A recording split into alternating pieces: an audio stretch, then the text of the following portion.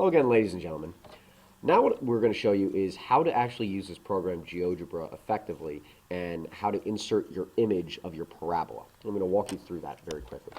The nice thing about Geogebra is that this will be your automatic startup window. And you have to keep this open over here, this window on the side over here. And this is under the algebra view. If this is not showing, I'm going to close out of this for a second. If this is not showing over here, you'll just get an open XY axis in which you can move. As I'm on the move tool up here, allows me to move side to side. If I want to select anything, I select the cursor, and that'll allow me to highlight, that'll allow me to right click, etc. Each tool you have to be selected on in order to use it. So if I'm selecting a point tool, then everywhere I click, I am making a point. If I don't want those, I can simply hit Edit, undo them, or Control Z will work as well. So right now I'm going to go back to this little cursor. And in case that algebra view is not up, we just have to go to View up here, and we're just going to select Algebra View. When I click that, it comes back to me.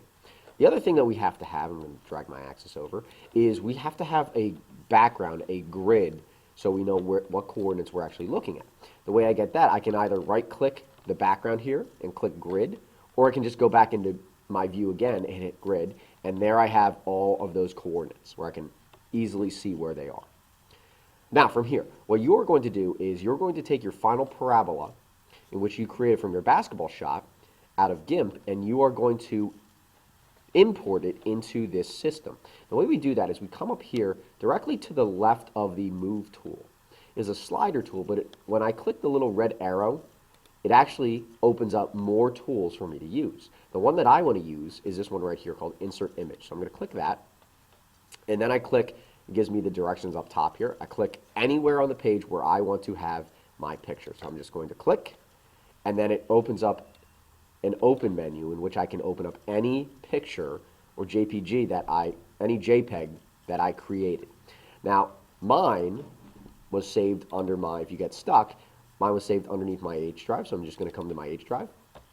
And then mine was in a selected folder, yours should be as well. And this is the only JPEG that I have, which is a finished parabola. And if that is the correct one, this will pop up, and that's what I want in my window. So I'm going to hit Open, and my picture.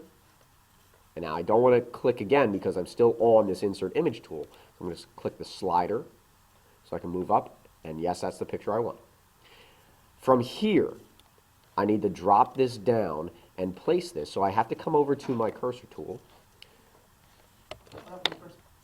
So as we were saying, ladies and gentlemen, what we're going to do from here is I'm going to select the cursor tool, and I want to drag my picture down. I'm going to drag this down, and where I want this to end, this creates a parabola, and there are several points that we have to find.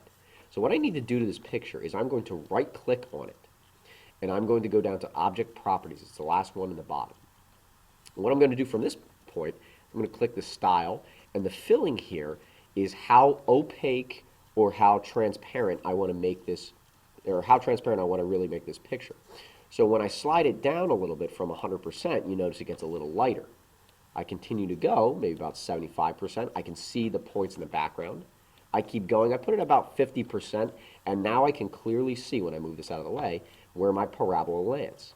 So I can completely dictate, and for this point in case, I could say that possibly my 1x intercept from where this ball ends up landing, or the end of your basketball shot, I want to place that at 12-0. I can move that down to 13, I can put it to 14, wherever I want, and I'm going to center it on that point. That is the first part of what you were doing in Geogebra.